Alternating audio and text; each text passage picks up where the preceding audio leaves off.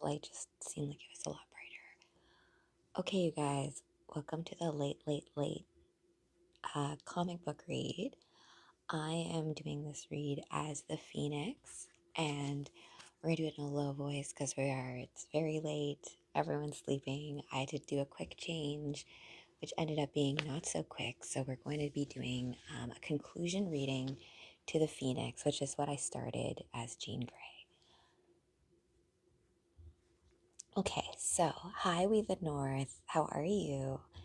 So it's a Marvel read, you guys. I know I've been doing a lot of DC lately, but um, some of the Marvel stories do have a lot of spicy cosmic aspects to them. So if you guys want the first part of tonight's read, hey Spider Carnage, welcome, welcome.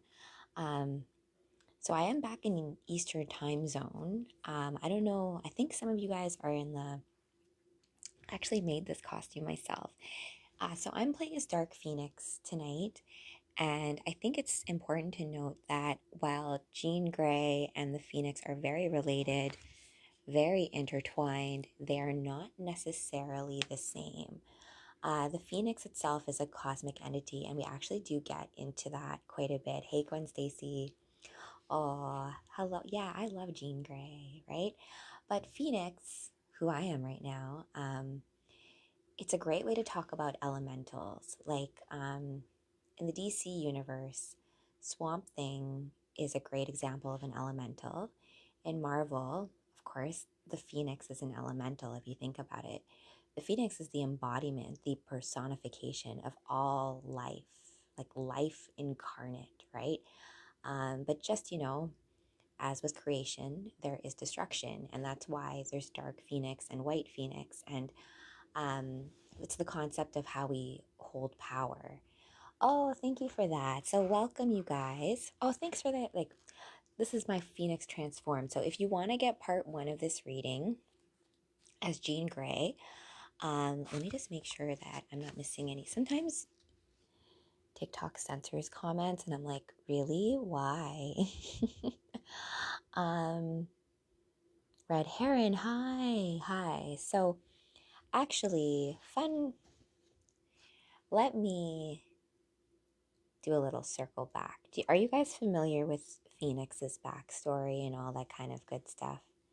I'm sure we all are here. We're all comic book nerds. So I feel like we all kind of know, right? However, I will say that the live action, like the Dark Phoenix saga, I don't think it gets into like the bigger cosmic aspects of it, which is like kind of sad for Jean Grey because things get caught up with the whole Madeline Pryor situation and clones and that kind of thing. And we can get into all that at a later time, like the family trees, right? Of how you have like Rachel Summers and Summers and Cable and all of that, and like your genetic codes, like Magneto and Scarlet Witch, Quicksilver, like um, how like we are have certain elements of our parents in us, but how they express in the unique version of you is like you, right? They totally gloss over in the movie, and I get it. I get it. It's hard. Like, how are you? Like, that's why comic books are so unique, right? It's a way of talking about these things, like, like here's a PowerPoint presentation on how reality works, you guys. Um, Aw, thanks, Johnny. You guys, this is my Scott Summers is the real victim of the Phoenix's cosmic game. Oh, poor Scott Summers. But there is something special about Scott Summers. So let me first. I'm going to take a little step back, you guys. Oh, hi, Penguin. I'm sorry we didn't get to battle. It was not the right cosplay for it. I was playing as Cortana, Zero. Oh, thank you for the roses, guys. And so if you're new, I'm Rachel Z. We're doing this very, very late, like 3 a.m. late this time, the witching hour, right? And if we think about Jean Grey's archetype and all of our red-headed ladies across the comic book universes, not just in Marvel, there does have this like witchy vibe in them, right? This idea of like, oh, magic users, maybe a little bit too much, a little bit of that spice, right? So I am playing Dark Phoenix, right? I'm still working on, and Penguin, thank you for that. And thank you for sharing. So we're going to do a conclusion of a read I started as Jean Grey. Now, let's put it this way. Um, the Phoenix has many hosts, but her favorite host, my favorite host, is Jean Grey. So the Phoenix, if I've read you guys before, how has interfaced with Scott Summers, Cyclops, and in this form, spoiler alert, kills Professor X. Now, I don't know, like I have to really go back to all the movies. Maybe that's something we can do as a project, you guys. We can take the movie cinematic universe of X-Men specifically and map out the timelines of it, because X-Men does a lot of stuff like Days of Future Past, like the what is the past and the future and the present and all that kind of stuff. So, and like where do other universes fit in? So I'm going to nerd out with you guys for just one moment. So I'm the Phoenix. Jean is resting. And in comic book lore, what happened was Jean Grey was with her team. Actually, you know what? I'll let the comic book do the talking, because that's kind of where we left off last time. So we're going to get into part 2 of this reading of the Phoenix as the Phoenix, right? Do you get it? Um, but it's also just this concept of like, this is cosmic ascent. You can see Thanos there, right? Um, you guys all know about Thanos, like, and his like love affair with Death, right? Lady Death, who's pretty hot actually, by the way. But remember, these are we have to get out of like, I guess, like certain aspects of thinking of like good and bad, right? Because it's all really a matter of perspective. So let's just get into the read. We'll keep going. We'll just like, you know, like a dream sequence. We'll just jump right into it. And I'll fill you in as you go. So Phoenix in this, just timeline perspective, if we, because there's multiple timelines in the X-Men universe, let me drop you into where we are for this. This is would be post the events, all the Dark Phoenix saga, the Madeline Pryor incident, all that kind of stuff. I've read you a few comic books where Jean Grey essentially breaks up with the Phoenix. Is like, I don't need you anymore, and I need to experience life without being like an all-powerful cosmic being. But Jean Grey is uniquely perfect to be an avatar for the Phoenix, because she is very her all of her powers as an Omega level mutant come from empathy. And for any of you guys out there who are very empathetic, compassionate beings, myself included, it can be kind of a curse sometimes, because you can feel everybody. You can feel everyone's like pain, anxiety, worry, stress, grief, right? So, and you feel it too. And it can be kind of hard where like, where am I and where is the greater all, right? Where's Jean Grey and where is the Phoenix and where are we both, right? Um, people want to battle, but I'm not in battle mode. I'm in like sleepy time mode, you guys. However, if you do want to battle my characters, I am looking to do things in a more like cinematic kind of way. So Penguin, we def have to do your dating show. Remember? And like, because fun fact too. Let me actually bring it back to my nerd thing before we start the read. So you guys, my two favorite cosplays, bar none, are Supergirl and Jean Grey. It's hard for me to pick favorites. I love like Felicia Hardy. I love Samus Aran. I love I love all my cosplays. But the two that I really resonate with are Supergirl and Jean Grey. Different reasons. Supergirl I resonate with because she's an alien. She feels like really out of place. She's out of time. She doesn't feel like she belongs. Like family is really important to her. So I relate to her on that kind of thing. Oh yeah, Zatanna. Zatanna's a very special. I feel like I am Zatanna. You can't, wizards can't know everything at the top of their head, right? But Jean Grey, I relate to her very deeply just because if we want to call them powers, my powers in like Rachel Z land are very much attuned to Jean Grey. I can feel people. I don't know, I can tell like if you're lying, if like I just if you're feeling uncomfortable. And I've used this hopefully for good with my friends in terms of like, you don't need to tell me. I, I just know when to remove you from a situation. You know what I mean? Like, you don't have to go to a party where we hate everybody who's there, right? We don't have to go just to go, right? So, I think my gift with that is like, I can just tell with certain things like that. Yes, I'm hyper empathetic and I love my friends, and those that I love, I'm like mama bear energy, very protective. And but the downside to that is that sometimes my psychic shields are not up because you want to trust, right? Because you want to hope people are going to act in a good way to their higher self, right? Now, let's bring it back to the birth of the X-Men, right? So the X-Men, of course, are part of the Marvel universe as opposed to the DC universe. To me, as someone who loves comic books, I see them as all kind of like planets within this big solar system of what those of us who resonate with superhero stories love, right?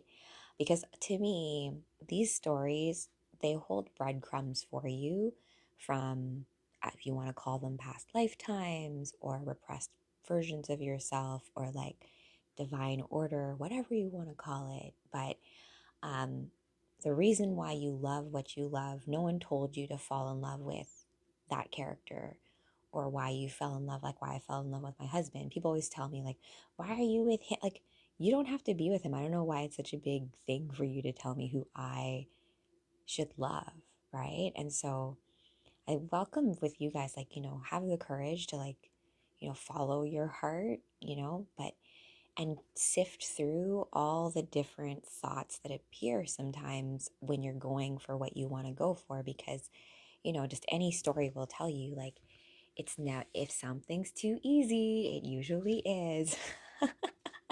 So let's bring us back to the X-Men and the birth of the X-Men. Rostark's original Cyclops, can't wait. Oh, you guys, I love her. I have the biggest crush on original Cyclops. Scott Summers. Oh yeah. Oh, the original. Angel and Iceman were underpowered in the OG print. Yeah, okay, so I'm gonna bring you guys like some fun nerd history and content. Um, I love looking at who created who, in terms of who created the character of the Phoenix, who created the character of Supergirl, who created these characters, right? Where did that idea come from? Like, where did I come from? Where did the idea of this force, like, where? It's because I'm working on my own comic book, right? And so, like, holy cow, what, you can just get lost in your own world, right? And those of you who have very, very powerful imaginations, very, very well furnished mansions of real estate in the imagination realm, um, you know, I think it's a good place for you to build safe places for those who are travelers, right? X-Men Outcast. Yes, Wayne Campbell. Great name, by the way. Like Bruce Campbell. There's some good stuff in that name that you chose. I'm very sensitive to that too, and even the works, right? So I'm like, for example, Jean Grey, Rachel, Rachel Summers is Jean Grey's daughter. My name's Rachel. So I don't know, just all that stuff is just like, for you in your own life, you're going to have your own, there are no coincidences. There are only synchronicities that you don't realize yet, right? It's like when you're like in a part of the story and then you like come away from it and you look back and like, wait a minute. Oh, I get it. But if I knew that at the time, I wouldn't have done what I was supposed to do, kind of thing. Anyways, okay, so X-Men, when they first started as a story, right, actually wasn't very popular. And the idea for X-Men actually came from Legion of Superheroes. Funny, funny, funny, right? Legion of Superheroes is a DC property. Now, back in the day, creators and writers, it wasn't really like Alan Moore, for example, he has been said that he would love to write things like for Ant-Man, like the quantum realm and stuff. But you have writers like Frank Miller or oh my gosh, one of my favorite writers is Jeff Johns. As actually, he's got a lot of prophetic thing. Reflecting what, yeah, when you were asking about Iceman Dorito Duster, yes, because the original five, right? It's so funny. I was posting some of my videos and people were like, who are the original five X-Men? And I went off on a tangent, but the original five are Angel, Iceman, Cyclops, Beast, and Jean Grey. I believe that's correct. Jean Grey being the only female, and when they were first started, it's very similar to Legion of Superheroes, where instead of having one superhero that held all the powers, you had each individual having a special, like a specialty, right? It's kind of similar when you play Dungeons and Dragons, right? Like you need like a magic user, someone who's like a heavy with armor, someone who can heal everybody. Maybe you'll have like a bard, magic user. So like whatever your party needs, you have that skill set. And the X-Men, just like Legion of Superheroes, you had like a suite, so different types, character types. And if you think about us as individuals, right, as human beings who are cosmic beings who are playing out parts in a grand storyline, there are going to be some parts that you would like to play over others, right? Like, um, you don't always necessarily want to be the lead. That's not always the most interesting character to play, at least in my opinion, right? My favorite character in many movies is oftentimes the smart alecky like narrator guy. um, well, thanks, Wayne Campbell. But you know what? I learned to be a sweetheart. I learned to love from love songs. I learned like the stories and characters that I fell in love with. I'm always interested in like why and why, but all from a place of like, well, why can't we make more of it, right? So I'm friends with a lot of really smart people. My father being one of them, and like, my dad is like the king of like math jokes. Him and my uncle John, who's a engineer, they were like having some sort of physics joke thing. I was like, this is awful. What is happening? But it's funny, right? It all, like mathematics, physics, the beauty of design, it all comes back to what art talks about, right? You with your eye, you can tell when things aren't symmetrical, or like with your ear, you can tell like something doesn't sound right. So you don't need to know the mathematical formula or equation to know that. Do you know what I mean? So it's or stay. Well, this is my final form, right? I've been around the block, so it's in place. It's in play, but I have respect of the greats who have come before me, and so I recently came into my possession Alan Moore and Steve Moore's Bumper Book of Magic, and I was just reading the foreword, and the first step of it is believing that magic actually exists, and I really do, you guys. And that's what I want to share with you, right? Because I've been getting a lot of messages lately. Um, one of the girls called it something called spiritual psychosis.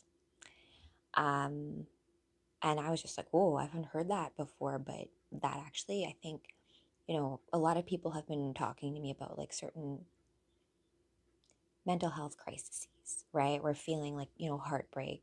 I don't think it's underrated how much breakups really, really affect you, right? Like you're expected just to go back to work after like, let's say your husband of like 6 years cheated on you with like some broad across the street and I have to see them. Like that stuff, like what you have to deal with and just like, oh yeah, now just go back to work, you know, pay all your bills, everything's normal. Okay, my heart's shattered into a million pieces. So I don't think we realize too, like it, and superheroes, we're no different, right? You have to still deal with like all of like the trials and tribulations of heartbreak, which is why like my favorite thing about comic book stories are the relationships, you know, because these powerful beings, which is like just like us, right? And how we choose to wield our powers with each other. Are we going to work together? Or are we going to fight each other, right? Because it's a lot more fun if we can, you know, find a way to be it, have it be more collaborative, right? Queen, oh, Superman, hi. Is that what you have to deal with? Um, Wayne Campbell, that's really, it's funny how you say like when what you have to deal with. Don't we all have to deal with stuff? You know, every character type has some their own set of stuff to deal with. So let's get into the read. I'm gonna catch you up to speed as to if you want to get the first part of this read as Jean Grey, you can get that on my YouTube channel. I did this actually in Winnipeg, my hometown. And it was kind of fun. And I actually bought this graphic novel from McNally Robinson, I think, in the old St. Vital Mall that I used to hang out at when I used to go, like, because back in the day, before you, like, I grew up in the prairies, there's nothing to do out there besides go to the movies. So I remember going, like, the first Fast and the Furious, right? And, you know, you go, like, hang out in the arcade and, like, go to the bookstore. It was Chapters at the time. So, anyways, I went to the store and I bought a new Phoenix story because a lot of the stories I've read, you guys, have been either from comic book stores. That's different. This is like a true graphic novel, right? Um, sorry, he cheated. Oh, he didn't cheat. No, he didn't cheat. That was a hypothetical example. I just mean like I have a lot of friends in my life who just want to find their guy, right? And it's just been a long time, I think, of a lot of like feminist stuff. And I don't need no man. I'm like, um, I do. I love boys. I've always loved cute boys. And like at the end of the day, like, I want a man who's pure of heart. That's who I married and all that kind of stuff. I actually watched the rewatched the anime Dante's Inferno, where like he goes down through like the nine circles of hell to retrieve his beloved soul. And I'm like, you need a man like that, and that's why I love Constantine, and that's why Jean Grey has to branch out beyond Scott Summers, and not to say that she will not always love Scott Summers. um Beatrice. Oh, you know Beatrice. Oh, and you know what's funny too? Beatrice is actually one of my favorite characters in Much Ado About Nothing. Um, and then I found out that the guy who played Benedict opposite her is also the guy in all of the Agatha Christie murder mysteries as Hercule, Knives Out guy. And yeah, it would take to find your person. Yeah, it's true, Superman. 100%. 100%. You know what though? Um, for those of you who are sensitives and you get energies, holy cow, it can be hard to like your own energy and hope for other people can sometimes imprint other people, kind of thing. Um, oh, Poirot. Okay. Oh, so do you guys like all the Agatha Christie stuff too? I love murder mysteries. Gosh. So, you guys, I had a good friend growing up named Jennifer Hupe, and her mom was the best. When we have birthday parties, she would have murder mystery birthday parties where, like, you would come, you get a little card, and you'd have, like, one of you would be the killer, right? And then, you know, like the game Clue. Oh, gosh, you guys, that's a goal this summer. We're going to have in life, you know, we could do cosplay parties like that. Like one of you guys is Thanos or something, like, or Mystique, because Mystique can be shapeshifted. There's a way to kind of do that. Oh yeah, yeah, yeah, you guys, because this is how we learn. We're in Earth school, you guys. I don't know. Someone lied to us along the way and said it was supposed to be this whole suffering, pain, constant kind of like working for the man every night, like what the heck? No, in our art, in what seems frivolous, in what seems like, oh, that's just like comic books. Why are you interested in that? Oh, no, it's just got all the secrets of the entire cosmos. That's why. All right, guys. So thank you for joining. I'm now finally getting to the point at 3 a.m. later. So we're going to, now remember, I'm definitely a Scott. Scott Summers, what can I say? The fearless leader, right? Why did Charles Xavier choose Cyclops to lead the X-Men? And this is something that, the telepaths like to use against Scott Summers, right? Like, it's kind of like, oh, why they choose you? Because you know that you're weak, blah, blah, blah, blah, blah. But no, there's a level of truth in this idea of like those optic beams of seeing too much, of like projecting reality on such a level. We are programmed to forget who we really are in this world.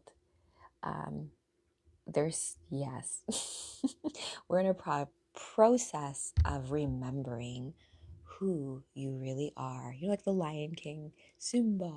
Remember who. It's like totally that. And the cave paintings, right?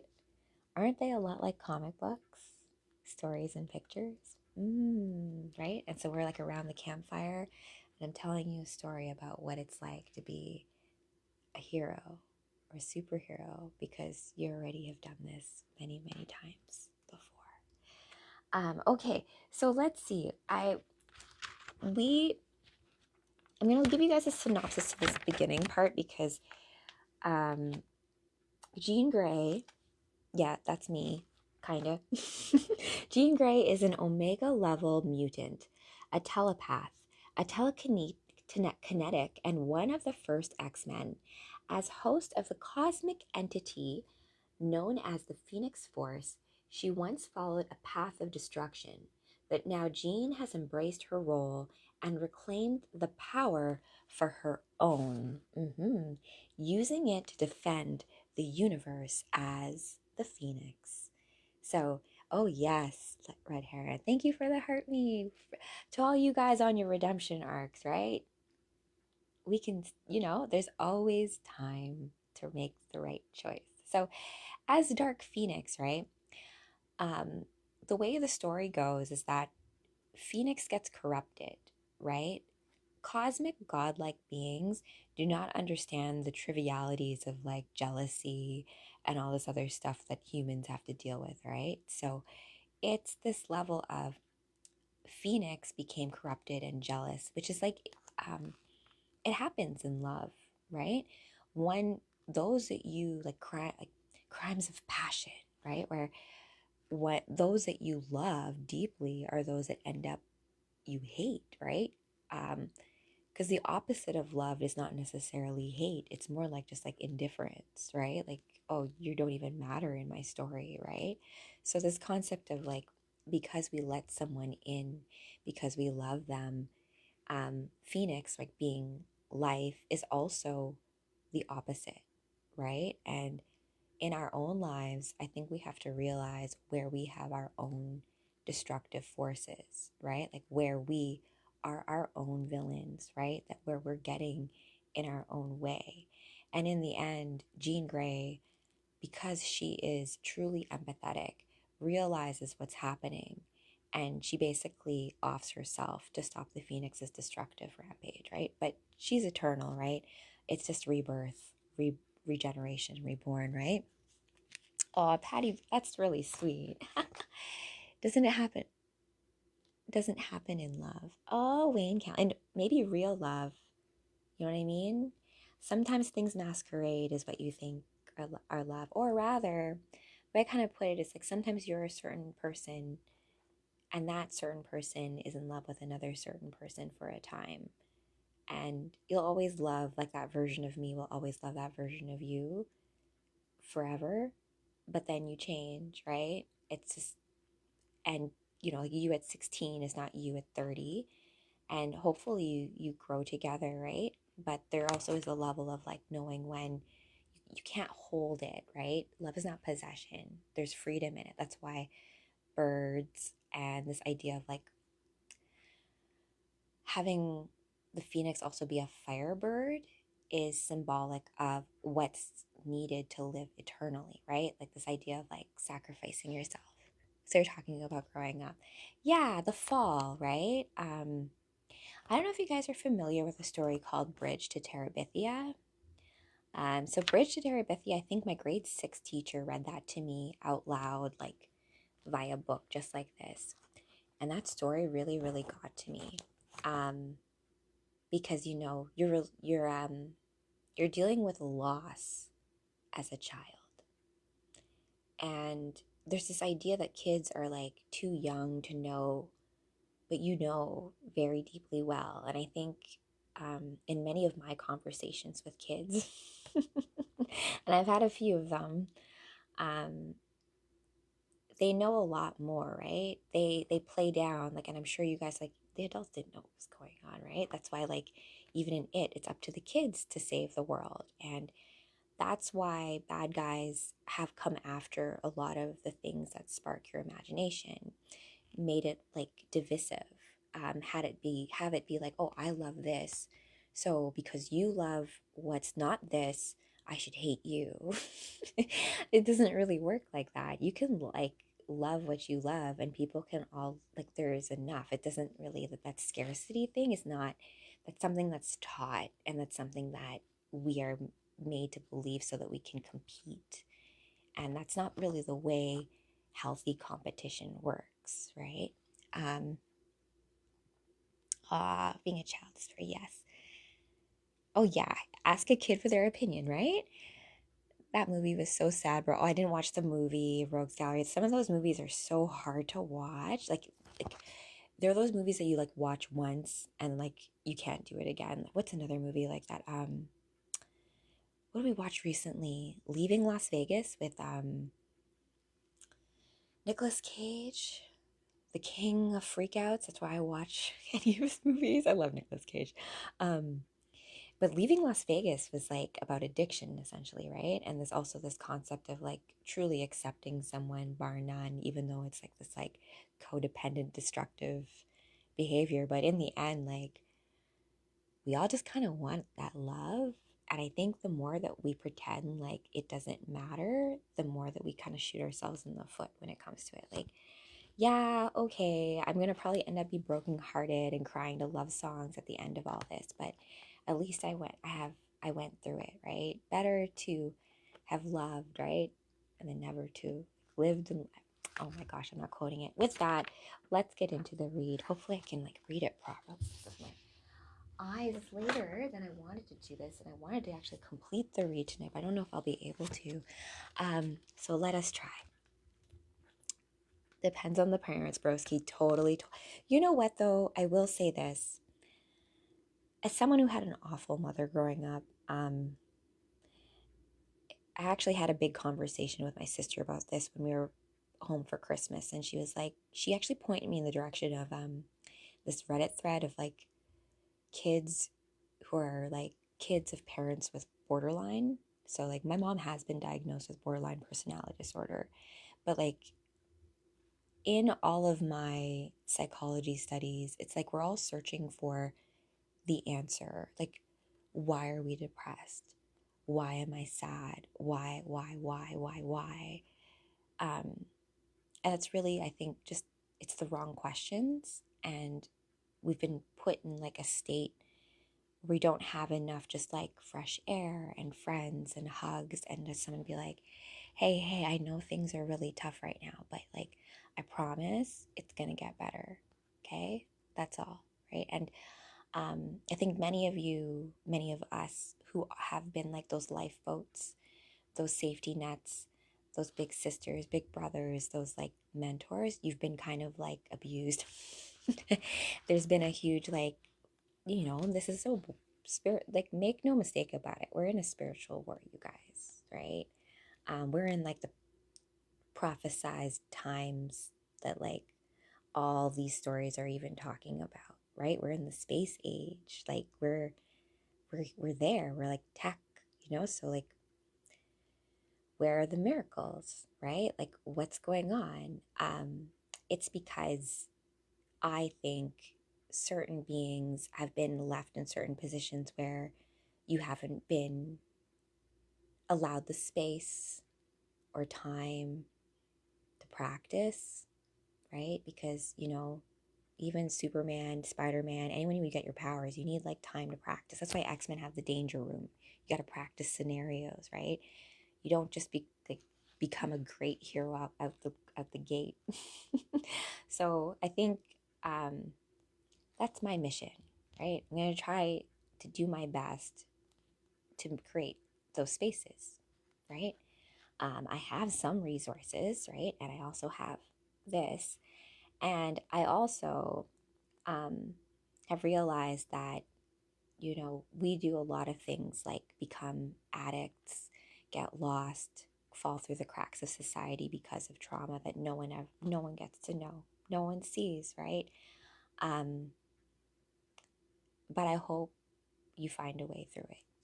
And I hope that if you recognize someone in your life who's going through something, you just call them, just let them know, like, hey, how's it going? Because I don't think any of us realize how much we need each other when it comes to that. All right, so with that, I'm going to go into how Jean Grey even first got her powers, right? So I'm going to put the gloves back on too.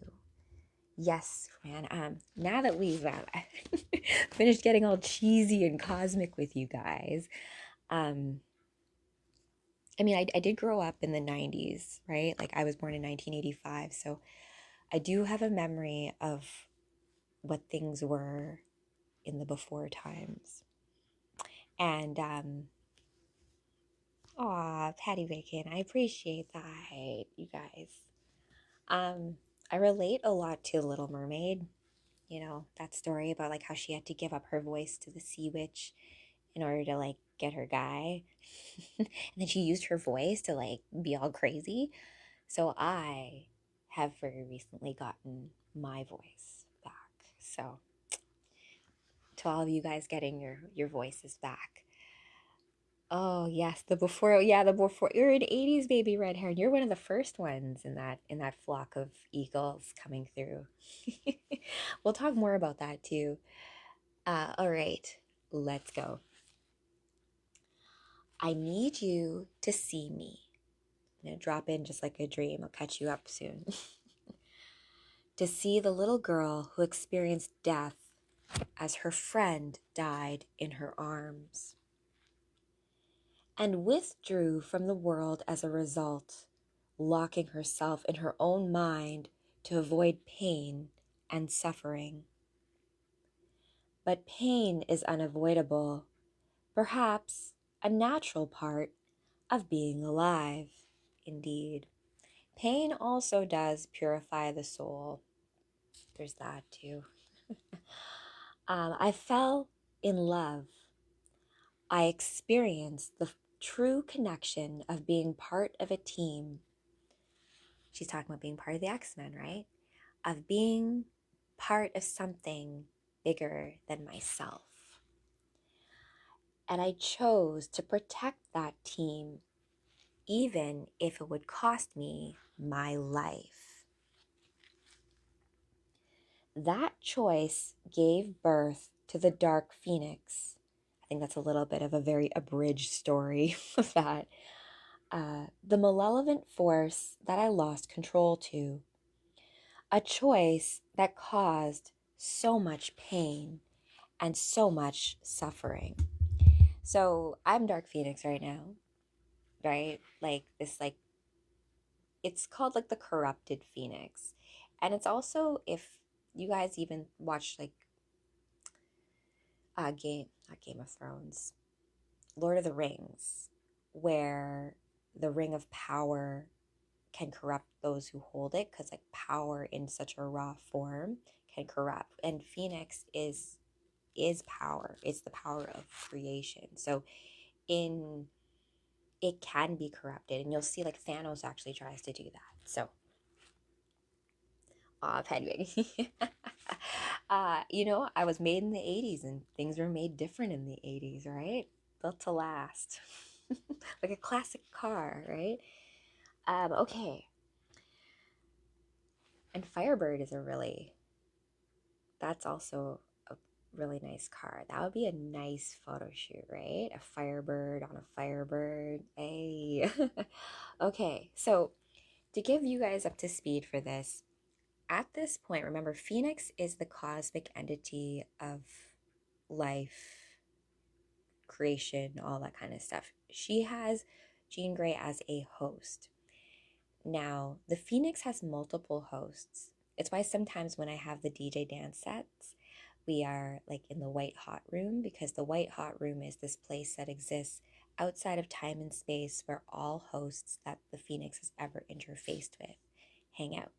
It's kind of cool, right? So like Rachel Summers, Magic, I think Scott Summers, Emma Frost, anyone who's had that bit of the Phoenix in them, um, is there. We'll get more into the nature of that soon, too. Everything I am, all that I know and feel, I need you to understand me.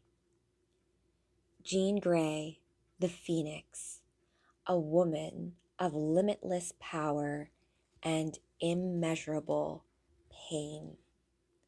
But I am not a hero. And you shouldn't have to be. But you are our last option for finding Thanos. You only need to tell me where. I can't tell you. I understand. Thank you, Adani. So Adani's this alien girl who has, like, Thanos is basically using her anger against the wrongdoings of the Phoenix to get revenge for the death of her father. So Jean's back in her after doing her little psychic analysis. Well, and then we got Rocket Raccoon. So if you guys are just jumping into the read, Jean Grey is the Phoenix, and she's out on cosmic adventures, and she's basically trying to take down Thanos. She has a team that she's assembled, which includes Nova, Captain Marvel, Rocket Raccoon, and Sif. I don't know who Sif is, but she seems kind of cool. So she like assembled her own like team, right? Like her own, like, this is like a D&D campaign. We're gonna take down Thanos, and she picked specific people. And I forget where we are in time for this as well. Oh, thanks, Papa Dave. Yeah, it's a strong team. Captain Marvel too as well. I do love her. I have a cosplay of her, but just like Wonder Woman, I feel like that it. Oh, Robin, thank you. Lady Sif, that's on Thor's team. Okay, so is she a Valkyrie or like a goddess? I feel like she might be a goddess. Sif is Asgardian. You guys, your nerdiness is so wonderful. I love it. I love you guys know. I just have to ask. It's amazing. Robin, oh, thank you. Much love. And to all of you guys going through transformation, right? I hope you phoenix your way out of it, right? All right. So they're basically trying to find Thanos. Oh, I remember now what happened from the last read. It's been a little while, a few weeks actually. So if you want to get part 1 of this read, it's on my YouTube channel as Jean Grey. I am now the Phoenix, right? Dark Phoenix, actually.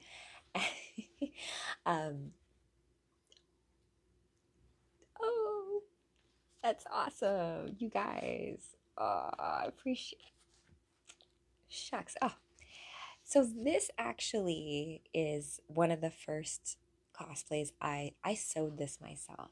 Like, I made this. So there's something about bringing things to life, right? And the reason why I resonate with Dark Phoenix is that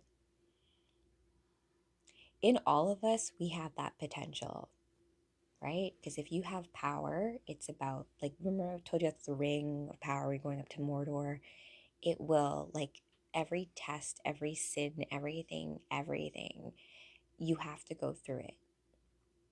And there are those who, because you're made of a certain type of metal, both figuratively and symbolically, you are going to be able to withstand certain tests and challenges. And it won't make sense as you're going through it, because it never feels good going through it. But after it, when you're like, oh, like moly, you only know the true strength of something when it's tested, right? So just be aware of that, to all of my warriors out there. Okay, so Phoenix has her team, right? They're trying to find Thanos. That's why she psychically reached out to Adani, because I forget what happened in the previous episode of this, but Jean Grey was telepathically linked to Adani, and so she's able to talk to her through dreams. So she reached out to Adani to be like, hey, do you know where Thanos is? Because he's some weird psychic shield on me himself, and I can't see it. Oh, he's got the warlock eye, whatever the heck that is. So she comes back from her psychic trance talking to Adani, and Rocket Raccoon's like, hey, they try to do Rocket's voice. Well, did this kid turn sword wielding adult tell you where we can find Thanos? I don't know if that's Rocket. And Jean says, no, she couldn't tell me. Great. So it didn't work. Oh, it did work. She couldn't tell me, so she showed me.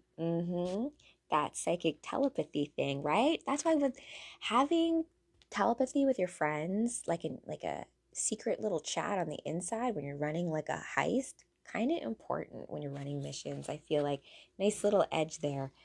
So she tells the rest of her team, now that she knows where the coordinates are, I know where we're going and I have a plan. Even better, Jean. So we came as soon as we received the orders. So we got the bad guy. I think, wait, no, are these the bad guys? Yeah, bad guys. But why would Thanos recall us from our position? Orders? Thanos did not give orders for you to abandon your post Proxima Midnight. The Black Order received urgent communications to return here immediately. That is not possible. Your comm system must be malfunctioning, or I hacked all of your communication systems and replicated that big purple idiot's voice. That's at least one possibility, Corvus. What is this? Corvus Glaive? This guy literally reminds me of that Star Wars guy. Grievous? You know what I'm talking about? And even his name is kind of hard, so I'll let you guys see the panel. So at first I'm like, is this the bad guys? But remember, she has a plan, so of course they're going to make it seem like, yeah, I already know. Good thinking, Jean. Your comms must be malfunctioning, so Rocket jumps in and says, or I hacked all of your communication systems and replicated that big purple idiot's voice. That's at least one possibility, Corvus Glaive. Kill him! There we go. Now I get what's going on. General Grievous. Yes, General Grievous. Thank you for that, red herring. That would have bothered me later, and I would have woken up in the middle of the night being like, now I remember. But doesn't he look like General Grievous? And his name is Corvus Glaive, so I almost feel like it's an anagram of that same character. I mean, we are in space, so how fun would that be if we ran into Leia? You know? Princess Leia. Okay, even with my emotional support space laser, this would be a totally unfair fight. Braka, braka, braka, braka, braka. Also, if I didn't also bring my emotional support as guardian warrior... I love you, Rocket. So, you know how like Rocket hates being called like a raccoon or any kind of like animal from Earth, because he's obviously a higher evolved being, right? He's like, oh look, my little emotional support Asgardian, Sif. and this nerd in a gold helmet Oh my gosh. I thought Nova looks pretty cool, Rocket. And then, oh my gosh, Nova's all offended, looking at Rocket, being like, oh my god, really? You're the one who's wearing the stupid helmet, says Rocket. And yeah, Sif's pretty cool. Look at that sword and stuff. 10, no more arguing, more fighting. And she talks in very like fairy speak Asgardian god tone. Words to live by, Sif. I'll have it. I'll handle Ebony Maw and his little magic tricks. Ooh. And so you can see fight sequence ensues, right? And Nova. Nova looks pretty cool. I don't think the helmet looks cheesy. What do you guys think? Do we like the helmet? Don't like the helmet? Do you guys even know who Nova is? He looks cool. Kind of looks like Captain Canuck in a weird way to me. Okay. Out of all of the Black Order members, is there a reason I got stuck fighting Black Dwarf? Where are you going, Corvus? Not to warn your boss that he's about to get his kicked, I hope, because that would really ruin my plans. Oh, Captain Marvel, everyone's in fine form with their one-liners this evening. Right? And then we cut to Thanos, meditating somewhere. That was clever, using Rocket Raccoon to get my generals to abandon their position. It weakens my stronghold to remove them from the field. That's my Thanos voice. The next logical course of action would be to isolate me and attack the Warlock's eye directly. Wham! So he's like figuring out Jean's plan, right? So he's like, remember, distraction over here and then interference there, and then I get the big bad guy, right? So yeah, she's trying to. Phoenix is taking on Thanos, baby. 1-1. Let's do it. What? Sorry. The Phoenix is all life and all creation. Oh, Thanos and the Black Order. Thank you. Yeah, kind of a chucklehead. You know what, chucklehead? I haven't heard that as a term. I'm going to take that forward, Scotty Jono. So it's interesting, right? Because Phoenix is life and creation incarnate. Thanos serves Lady Death. So how is this going to work out in terms of those interactions? I guess I'm putting it diplomatically. But I serve death. How does it feel, Phoenix, knowing you're going to destroy the entire universe? And then they're from Offworld, you can see Rocket looking up, and Captain Marvel's like, uh-oh. She's like, Jean, oh, I don't like that. And she sees that Jean's in trouble, so she flies towards her, as your girls do for you.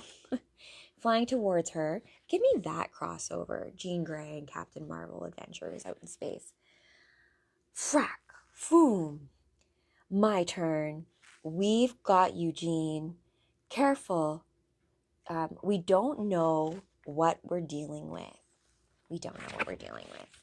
There's a big energy surge. Kablam. Foom. So, oh yeah. Jean versus Thanos. Come on, guys. We got this. You believed your powers would be enough to defeat me. And most likely, you were correct. On the battlefield, I might not have succeeded against the Phoenix. But what happens when life incarnate becomes irrevocably corrupted by death? a void that would cancel out all of existence. Life and death vying for control inside of one vessel, inside me. And I'm trapped, paralyzed, as these forces begin to devour existence itself. Thanos used the Phoenix Force, and I walked right into it. It was a trap. It's always a freaking trap, right? Oh my gosh. So I'm Phoenix, right? So Phoenix is going up against Thanos here, right? And Thanos is actually relinquishing the fact that if this is like an actual fair fight on the battlefield, Phoenix would smoke his ass, would not even be a freaking fight. He knew that. He was luring the Phoenix and Jean into his lair so that he could subvert that power and use it for himself.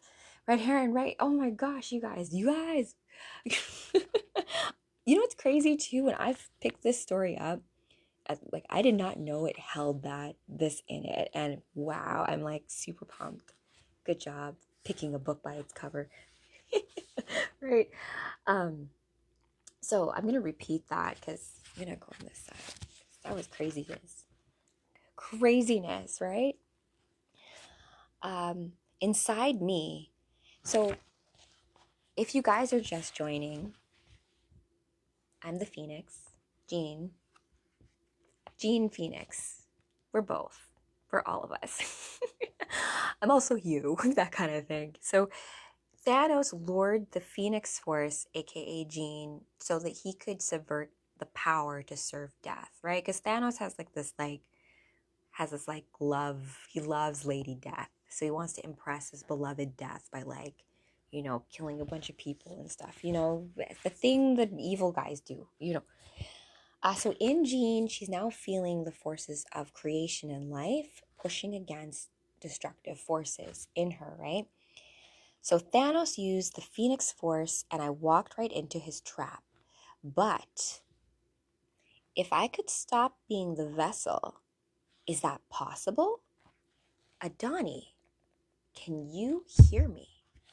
That's why it helps to have other telepaths, right? Also, fun fact, Rachel Summers in like a future timeline becomes Mother Aksani. I hope I'm saying this right, but that concept of having a sisterhood of telepaths who are there to nurture a golden timeline, I resonate hard with that.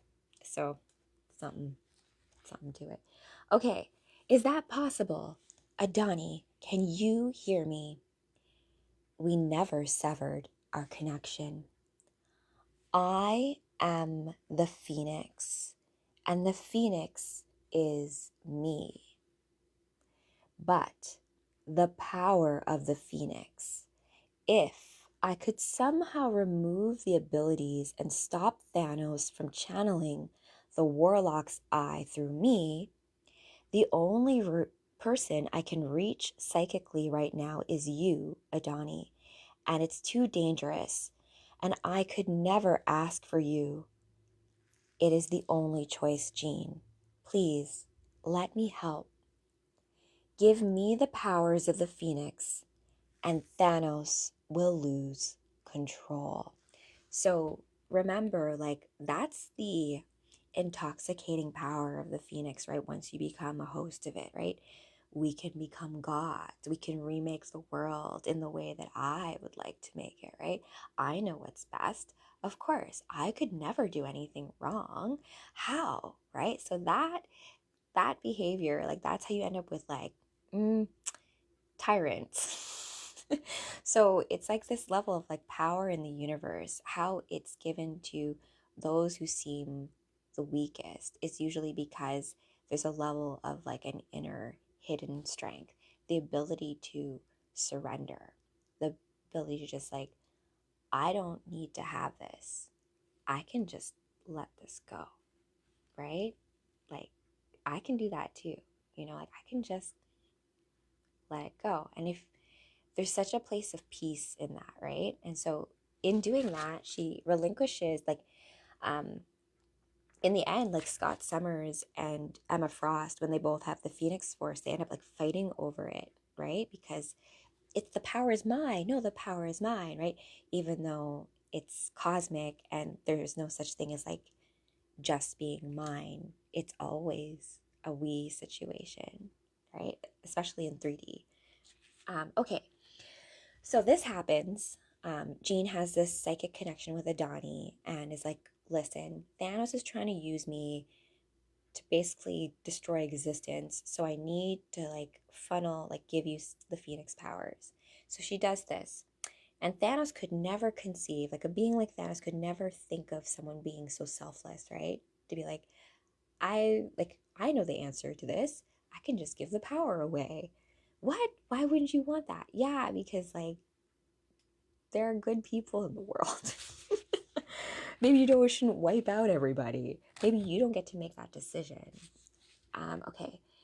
What did, how, and then a big punch in the face from Captain Marvel to Thanos. Oh, ha. So he's happy. He's like, oh, I got punched, but I'm standing up. He's looking all proud of himself. I'm like, listen, your plan has been thwarted, buddy. Giving up your powers to stop the Warlock's eye. It was a good move, an unpredictable one. Perhaps the only move you had on the board. And although you bested me, you have created your own worst enemy. Because remember, like if you don't know how to deal with that kind of energy, that kind of power, it can corrupt you and you can become Dark Phoenix, right? There's also White Phoenix, which like I guess is the more positive, life-giving resurrection aspect of it. But these things are all intertwined, right? Hey Zachary, how are you? Welcome. I'm just gonna be going for a little bit longer. I'm the Phoenix.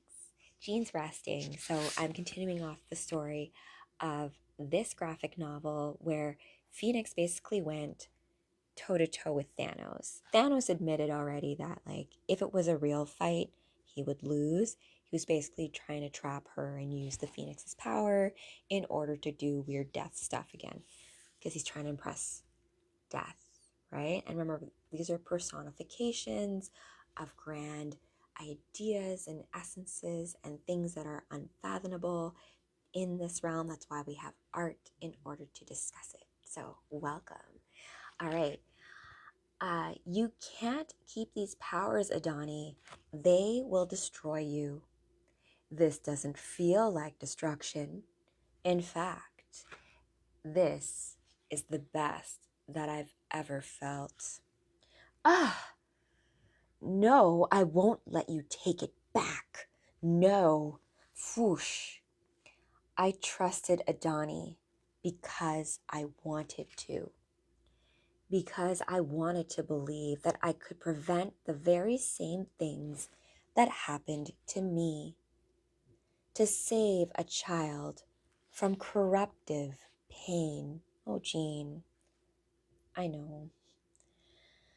But no matter how hard I try, I can't escape the past. Because remember, Dark Phoenix, Jean Grey, she is constantly punished for the fact that she destroyed an entire world, right? She pays penance for that over and over again, right? Because, it's just the way of things. We have all sinned horribly, right? All of us, anyone who's walking around, they're being like, yeah, I'm so righteous and awesome. I don't trust you, man. And that's what I mean, like, politicians or people standing up there on a podium telling you how to do things and how to live your life. It's like no one has the right? You allow rules of society, of things, so that we can all like have respect for each other and like how life is supposed to kind of work here, right? But we have like certain things where it's like, well, you have to just do this because I said so, or because I'm more powerful than you, or that kind of stuff.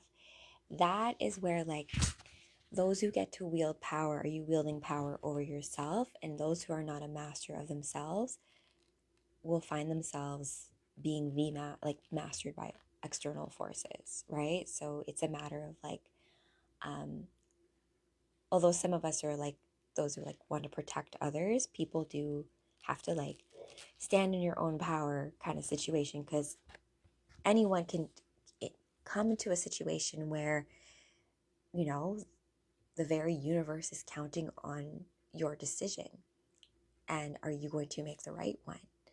And oftentimes we can be nihilistic about how insignificant we are in the grand scheme of things, but it's quite the opposite. Everything matters. Every small thing matters. Every thought, it does matter. And that can be also depressing too, because it's too much. That's a lot of pressure. But it's like a dance, you know, when you practice it so many times and then you're finally on the stage with the lights, you're not even thinking about it anymore. It's just in this place where you know, and we're all just, you know, I've been there with people before where like you get to dance together, you get to sing, you've practiced together hours on hours on hours for just this one moment, and it all works out. It's even better than what you even planned, which is even like, I love surprises like that, right? So to miracles, right? And Jean Grey, as I said, has one of my favorite lines in comic books where Iron Man's like, oh my gosh, we need a freaking miracle. And Jean Grey walks into the middle of like the energy beam. It's like, well, I can do miracles. So it's just that kind of thing. It all matters. Yeah. I mean, like anybody I feel like who you can call it psychic or clairvoyant or sensitive or gifted, but you're always going to have like those who cast bright lights also bring up shadows. Like it's like the evil can't help themselves. You know, so if you're going to shine that little light of mine, you bet they're going to come after you, right? That's why it's safer sometimes for us to be like, okay, I'm going to hide it. But there are people who need the beacon. They need to know that they're not the only ones out there being like, am I the only one out here yelling into the abyss? Like, no, you're not. I'm just a little far right now. So that, and you know what, it'll be a lot easier once all of us start to express the magics and stuff, you know? Okay, so we're gonna go for a couple more panels and then I will end and then we will continue on. I'll bring back Jean and the Phoenix. I'm gonna try to do some movie magic where we can have some fun conversations between Jean and the Phoenix, which have been documented in comic books, but I have also like, you know, imagined what those conversations would look like, right? Where like if I were an, which I kind of feel like I am sometimes, like if I were an avatar for like a higher version of myself, what would that feel like in me, right? Me talking to my younger self, my teenage self is like, this is so freaking lame, Rachel.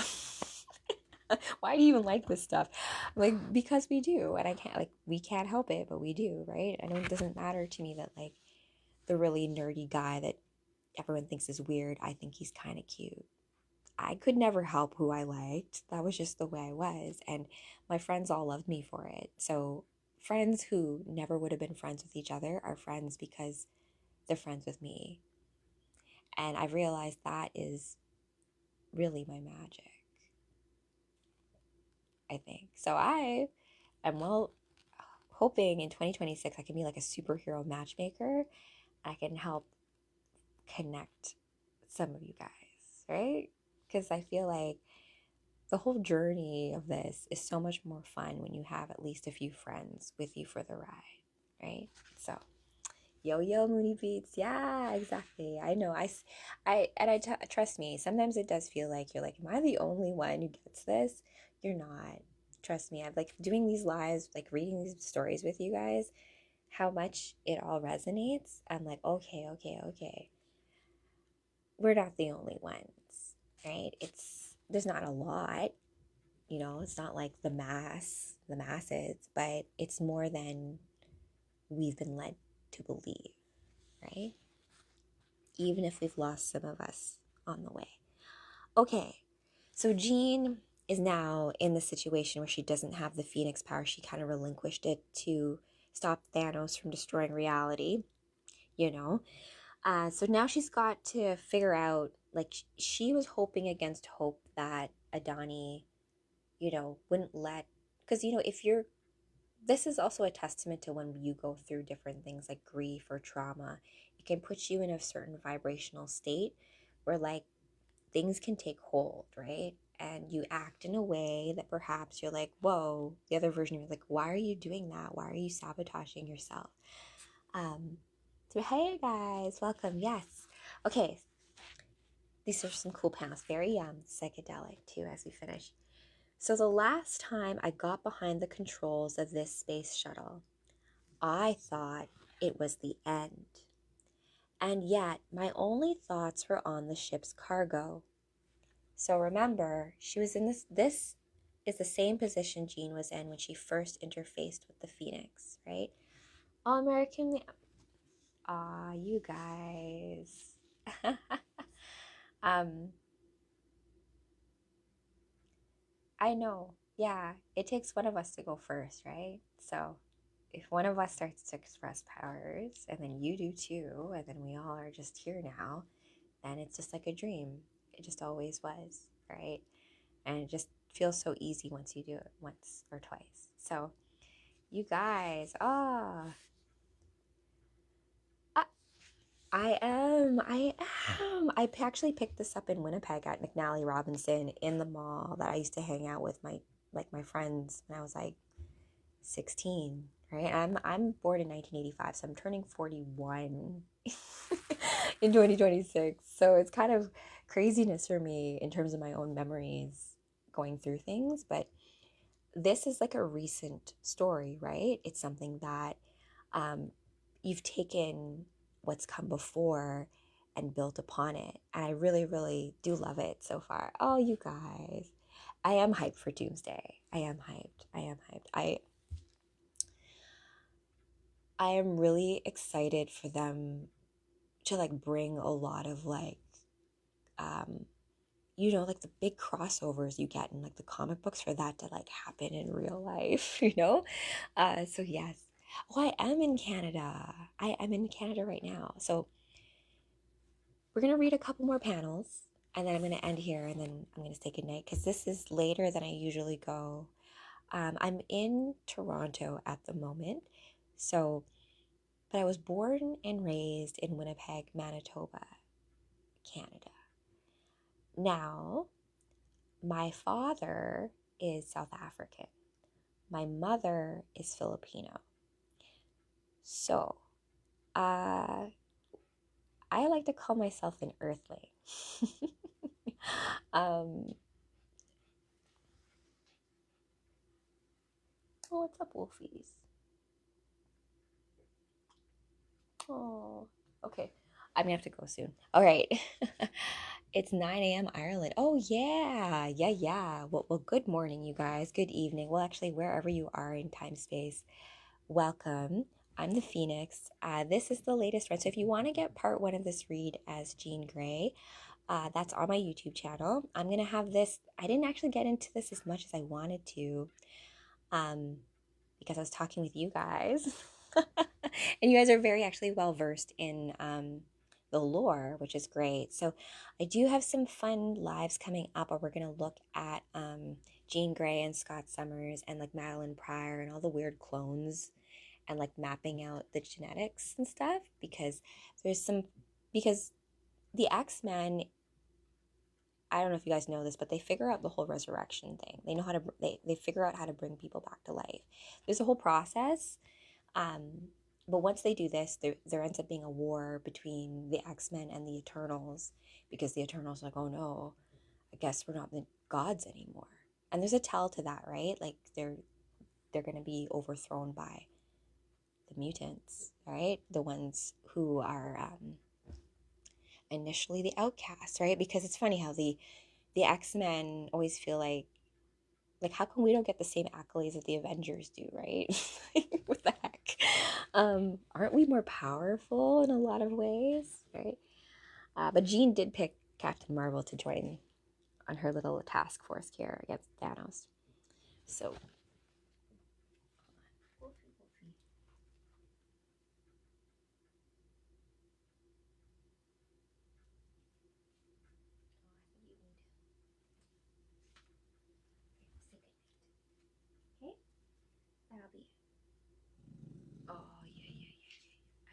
some balm on you. So this is my Wolfie. He also cosplays with me as Crypto. So I've got to put some balm on his feet. So I'm in downtown Toronto. They do a lot of salt out here, and it's not great for their little feet. So I'm gonna put some little coconut balm on him that he's been licking. Sensitives, you know, all of you sensitive guys out there. Just need a little cuddle, that's all. Come here, buddy. All right, put some balm on you and go to bed. Right? I know, I'm lovely. Okay. All right, you guys, thank you for joining for this. Oh, you have two raw. I love doggies. Coconut boil. Yeah, coconut fixes everything, right? That coconut oil, hair, moisture, and remember, you guys, moisturize. That's the key to everything. Your skin is the biggest organ in your body and tells you a lot about like your hormones and all that kind of stuff. So like, you know, and say nice things to yourself as you like moisturize. Be like, I love you. Thanks for like taking me through the day, because we say so much crappy things to ourselves and our bodies being like, you're fat and you don't do this enough. But like, maybe like thank your body for taking you through life this far, like even though we mistreat it, like do all this other stuff, that it's like still there. My heart still pumps. I can still like breathe. I can still like, experience the joy of whatever life is, right? Whatever this mysterious thing is of existence. And as the Phoenix tonight, even though I'm Dark Phoenix tonight, it's this way of realizing that it all shakes out to be okay in the end, you guys, even though things get dark sometimes. And the more we learn to like dance with our shadow and the stuff that scares us, the more we can have a little bit more fun in the whole alchemy of things. Blue lotus and a salt bath always helps. Oh yeah, that is some truth right there, baby. Thank you, skin, for not breaking. Yo, that's a good one. That's a good one to throw in there. And like thank you for like, even when you like do the right thing, or like you didn't send that text to somebody that you should, you're like, F you, like, no, delete that. Take a deep breath. I'm just gonna like punch the pillow. And then, but then thank yourself for that, all that, right? Thank yourself for taking the high road, all of that kind of stuff. So, and your body hears everything your mind says. So just be a little gentler with it. The world's tough enough as it is. Thanks, American Man. I mean, I am the Phoenix, been around. That kind of thing. Oh, you guys. So thank you. So I will be back tomorrow. We have a few things to do, like running around wise, but I do have Green Lantern, Jessica Cruz. I'm going back to DC. But we're going to talk about some cosmic things still. Going to keep in that same vein of decoding certain things of symbolism in comic books. And if you want to join Superhero School, we're going to actually be starting that. So Blue Monday is known as like a thing, right? Like the third Monday, I think, after the holiday season of the new year, right? Because it's like after the holidays, like people can go into the state of like feeling really bad. So I'm starting Superhero School around that time on Sunday. I do have a Discord server. And hi, Kev's Collectible Spot. How are you? I'm the Phoenix. We were just reading some of the newer run of the Phoenix. I didn't get through the whole thing. I will have the replay of this available on my YouTube soon. I have to still post that girl and this one. But then I'll actually have a little bit more info on how you can join the Cosmic Comic Book Club, where we're going to have exclusive campfire readings together on full moons and new moons. But that's just going to be in addition to like these lives, which I do with you guys all the time, because to me, the whole goal of it is just stories and comic books, all of this. Like, how cool was it to have Phoenix go up against Thanos, like toe to toe, and have Thanos basically tell her, like, yeah, I know you beat me, right? Like, that story is locked inside this comic book until you read it, right? And I know that most people, okay, not most people, like more people, I'm happy when more people read comic books, but like, some people are just not readers, right? You want movies, and that's why the live actions are so important, right? To those of us who love these stories because you're like, oh, good. Now maybe other people will see what I mean. Like you'll get it, right? Why I love this so much. And then sometimes when it's like not done to that level that you hope it is, we get mad, right? So I've learned to just hope that anything live action, anything that opens the gate a little bit wider to these stories so that people can access them because they provided me a lot of hope when I was going through dark times, right? Um, that the pain, the suffering, all of it, like, trust me, nothing's in vain. It's all for something, right? So, all right, guys, thank you so much. Remember, it takes true courage for you to play as exactly you in this cosmic game of life. So be sure to play as exactly you. Remember, the universe is counting on you. It's no pressure, right? You guys got this. And remember, I have your back. I'm only a dream away. All right, guys, good night. Oh, wow, it's not letting me leave. It's funny. Bye, guys.